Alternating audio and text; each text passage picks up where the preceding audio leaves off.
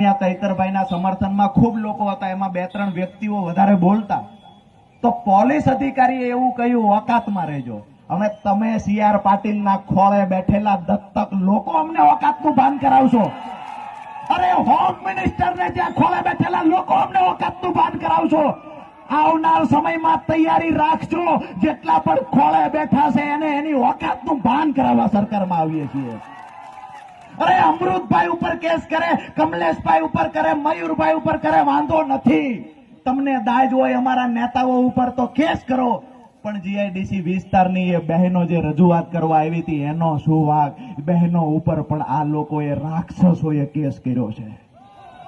આ તમામનો બદલો લેવાની તૈયારી છે આપણી, આ કે ના? ખેડૂતો માટે લડીશું, યુવાનો માટે લડીશું, સુરેન્દ્રનગરના લોકો માટે લડીશું, તમામ મહિલાઓ માટે લડીશું.